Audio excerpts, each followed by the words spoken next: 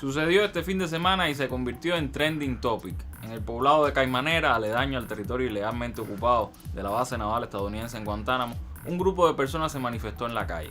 Realidades y distorsiones, causas objetivas y discursos desde la manipulación, de todo hubo. Y como en este programa estamos abocados al análisis de esos fenómenos, no nos toca más que tratar de entablar un diálogo con esa realidad desde nuestra perspectiva. Esto es Con Filo, un espacio para mostrar con todos los matices, las noticias, los hechos, las matrices de opinión que circulan en los medios y en las redes sobre la realidad cubana. Vamos a rasgar la costura de la manipulación mediática y adentrarnos en la arista filosa de los acontecimientos.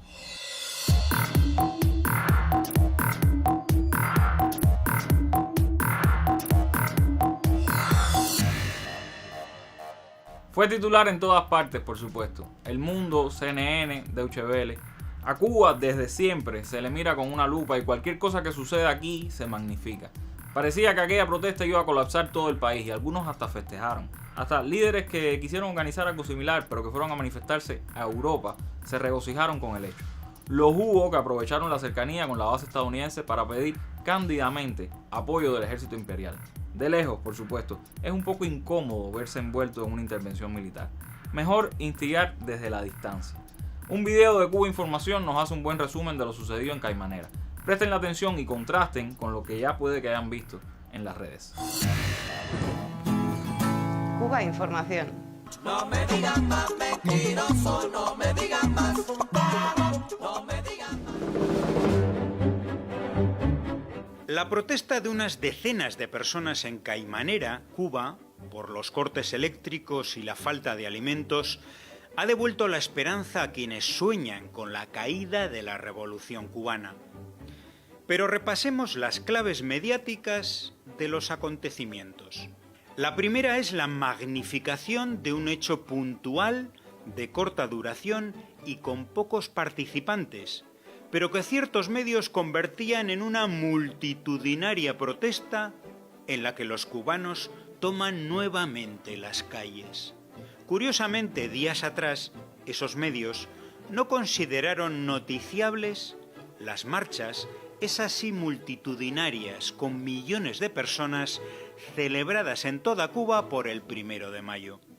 La protesta por motivos económicos solo se dio en Caimanera, a pesar de que en redes sociales aparecieron levantamientos ficticios en Holguín, Marianao y otros lugares. Todo mentira, pero este bulo desataba la maquinaria del odio. Peticiones de invasión militar a Cuba, llamados a la insurrección por parte de cantantes millonarios anticastristas y denuncias de las ONGs a las que el gobierno de Estados Unidos paga sus informes sobre derechos humanos en Cuba mediante subvenciones NED y USAID, el Observatorio Cubano de Derechos Humanos, el Observatorio Cubano de Conflictos, Cubalex, etcétera, etcétera. Y el habitual doble rasero. Hagan una prueba bien sencilla. Vean las imágenes de la policía cosiendo a palos a manifestantes en París o en Lima, por mencionar dos escenarios de protestas recientes. Luego, visionen el vídeo de los hechos de Caimanera, en el que un miembro de la fuerza pública forcejea con una persona para arrestarla. Eso sí, apaguen el sonido, porque los gritos de quien graba son insoportables. En las protestas de Perú hubo cerca de 60 muertes. En Francia, cientos de personas heridas y numerosas detenciones. Pero los grandes medios endosan la palabra represión a la actuación de un policía cubano que a duras penas y con un nivel ínfimo de violencia detiene a una persona en resistencia. CNN, la policía cubana reprime a manifestantes. Telemundo, protestas en Cuba desatan represión por parte del régimen. Infobae, represión en Cuba, la dictadura arrestó al menos a 5 manifestantes. América TV, militares protagonizan brutal represión para aplacar la multitudinaria protesta en Caimanera.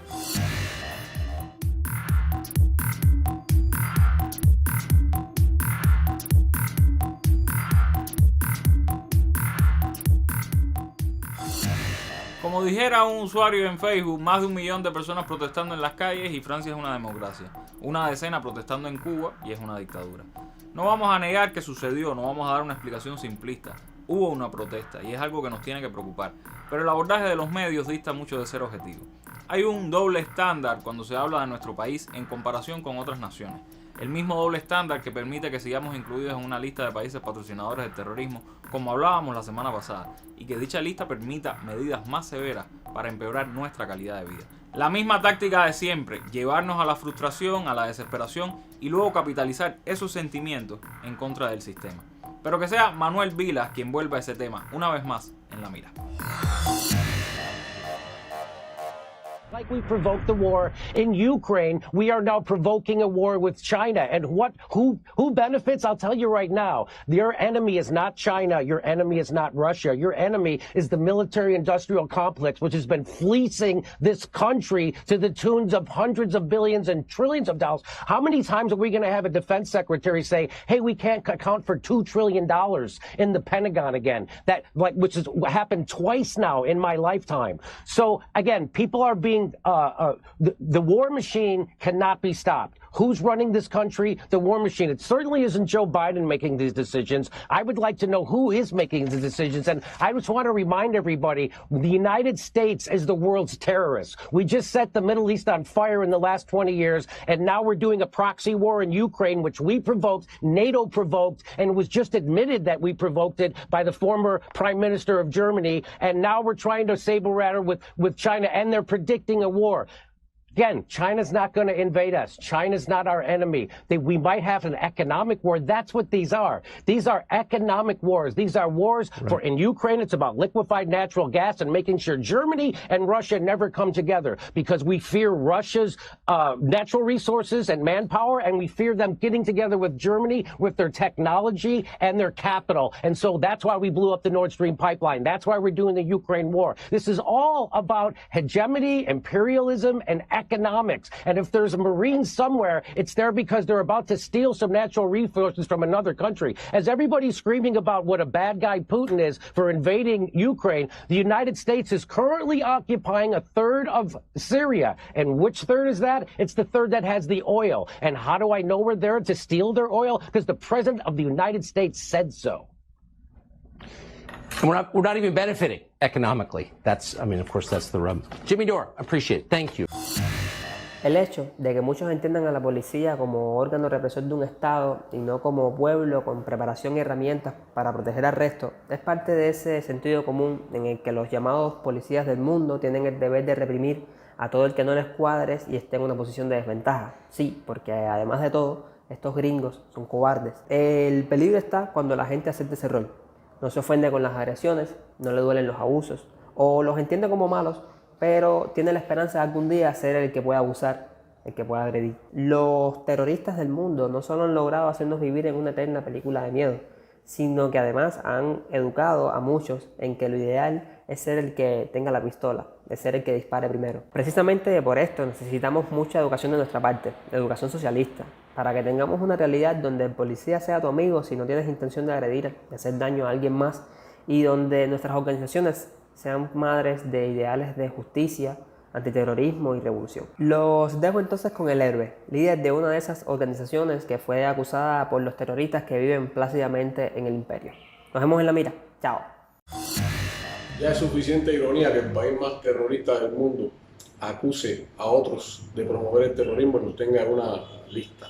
Pero como si eso fuera poco, ahora personas que históricamente han promovido el terrorismo contra Cuba quieren que organizaciones cubanas, entre ellas los CR, estemos en una lista de organizaciones terroristas, ¿no? El próximo capítulo va a ser que los pioneros son terroristas también, ¿no? Los comités de defensa de la revolución surgimos precisamente bajo las amenazas terroristas. En el discurso fundacional, aquel 28 de septiembre de 1960, cuando Fidel estaba hablando, explotan unos petardos. Y ahí es que él habla de la necesidad de crear una organización como el Comité de Defensa de la Revolución, entre otras cosas, para protegernos del terrorismo en nuestros barrios, en nuestras comunidades. De modo que resulta irónico que hoy quieran decir que los CR somos terroristas, pero además que lo digan personas que siempre han promovido el terrorismo contra Cuba. Es realmente, viniendo de donde viene, nada nos sorprende, nada nos extrañaría. Ya casi nadie habla sobre lo que sucedió en Caimanera, excepto los que intentan seguir haciendo negocio con esos titulares. La gente ha pasado a otros temas, se ha hecho viral algún meme o se discute sobre una foto que alguien subió y donde se mostró por accidente algo que nunca debió llegar a internet. Ese es el ritmo de las redes. Pero siempre es bueno hacer énfasis en cómo se abordan este tipo de sucesos. Y por eso volvemos, para terminar, al video de Cuba Información.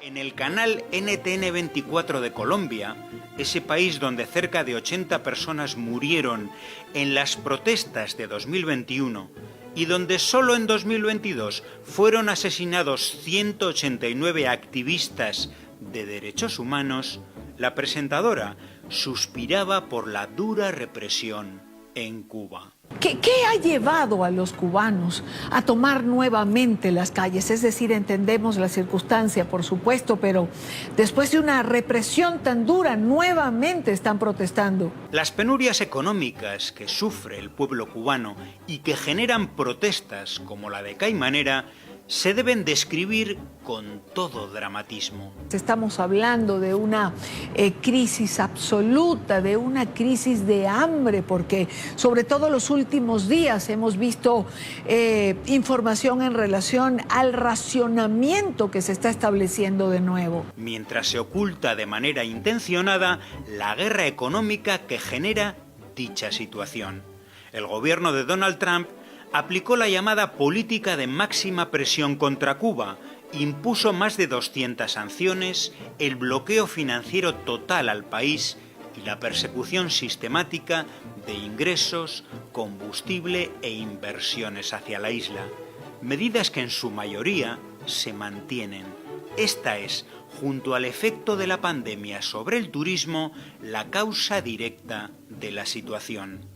Pero no solo se censura en los medios toda mención al bloqueo de Estados Unidos, sino que siguiendo la estrategia de Washington, se endosa la culpabilidad de la crisis a La Habana. Este es el fruto de la miseria, realmente una economía devastada precisamente porque el régimen no funciona, el sistema no funciona. Quien afirmaba esto es uno de tantos analistas políticos que el gobierno de Estados Unidos logra incrustar en los medios internacionales. Es Félix Llerena, representante de Cuba Decide, grupo con sede en Miami sostenido con subvenciones de la NED y que defiende abiertamente el bloqueo económico total contra la isla. ¿Les queda ahora claro que en Cuba faltan luz y alimentos porque el sistema cubano no funciona? Aunque nos lo diga un señor que cobra su sueldo del gobierno que bloquea la economía de ese país.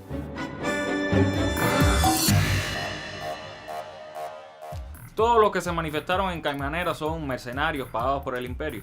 Evidentemente no. La situación de Cuba hoy, que puede llegar a ser más delicada fuera de los municipios capitales, es caldo de cultivo para ese tipo de protestas. Hay escasez, apagones, dificultades para llevar la vida cotidiana. Todo ello tributa a la irritación. A corto plazo no podemos resolver esos problemas. En tanto siga habiendo crisis, puede haber protestas. Es inevitable. Tenemos que mejorar en cómo lidiamos con ellas, en cómo entablamos un diálogo con aquellos que se sienten abrumados, sin paciencia ya. Pero más allá del cómo asumir esas protestas, tenemos que también entender a estas protestas como síntomas de cosas que, más allá del bloqueo que es, sin duda, el principal obstáculo de Cuba, cosas que no estamos haciendo bien. En la sociedad que hoy tenemos se han reproducido desigualdades en las que una persona gana 3.000 pesos al mes y otra puede gastarse 300.000 una noche en un concierto de reggaetón. Esas desigualdades nos deben preocupar y seguir ocupando, porque son un gran detonante de la irritación popular, porque hay personas que pueden llegar a sentirse relegadas, y en esa condición cualquier chispa puede iniciar el fuego. Ese fuego que oportunistas, nuestros enemigos, tratarán de avivar por todos los medios. Síganos en nuestras redes sociales, déjennos su opinión en el grupo de debate de Telegram, y recuerden que regresamos el jueves justo antes de la novela. Hasta entonces, manténgase con filo. Chao.